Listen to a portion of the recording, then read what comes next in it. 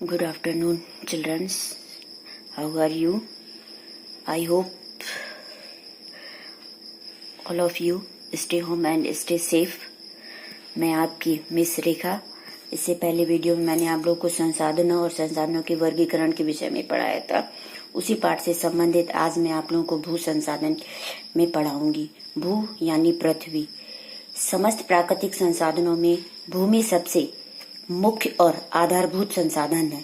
अन्य समस्त संसाधनों का जन्म और विकास उपयोग भूमि पर ही होता है, परंतु भूमि एक सीमित संसाधन है।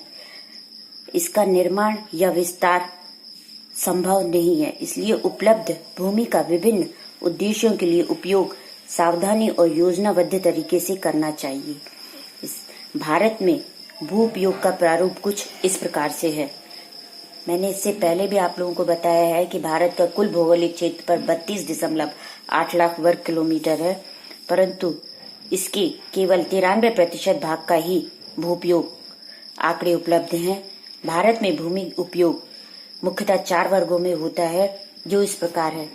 पहला है आपका 46% शुद्ध बोई जाने वाली कृषि, जिसमें 1% आपका फल की खेती की जाती है। 8% भूमि आपकी परती भूमि है। परती भूमि से अभिप्राय ऐसी भूमि से होता है जिससे उर्वरता बढ़ाने के लिए खाली छोड़ दिया जाता है 1-2 साल के लिए, किंतु आधुनिक युग में उर्वरता बढ़ाने के लिए खादों का प्रयोग करके इसको कृषि योग्य भूमि में परिवर्तित किया जा रहा है। 4% आपके चारागाह भूमि आती है। भारत में सर्वाधिक पशु होने पर भी भारत में कुल 4% चारागाह भूमि है। 22% भूमि वन भूमि के अंतर्गत आती है, जबकि भारत की जनसंख्या के आधार पर भारत में कम से कम 33% वनों का होना अत्यंत आवश्यक है। शेष भूमि पर आपके उद्योग, व्यापार, बंजर भूमि आदि का प्रयोग किया जाता है। भारत में भूमि का प्रारूप सही नहीं है। इस पर भी भारत में भूमि का निम्नीकरण अत्यंत हो रहा है। इस समय भारत में लगभग 13 करोड़ हेक्टेयर भूमि निम्नीकरण है, जिसमें लगभग 56% जल अपर्दित है। 28% वनों के अंतर्गत निम्नीकरण है। शेष क्षेत्र आपका लवणीय और क्षारीय है। इस प्रकार भारत की भूमि का निम्नीकरण अत्यंत हो रहा है। निम्नीकरण के कारण आपका खनन प्रक्रिया है। दूसरा अति पशुचारण है।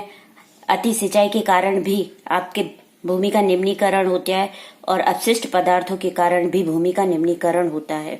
इनके उपाय रोकने के उपाय सर्वप्रथम वृक्षारोपण करना चाहिए। वनों का जो अंधाधुंध सफाया किया जा रहा है उनको समाप्त करके नए वृक्षों का रोपण करना चाहिए। पशुचारण पर नियंत्रण करना चाहिए। खनन नियंत्रण करना चाहिए। अपशिष्ट पदार्थों का परिशोधन करके उसका विघटन करना चाहिए।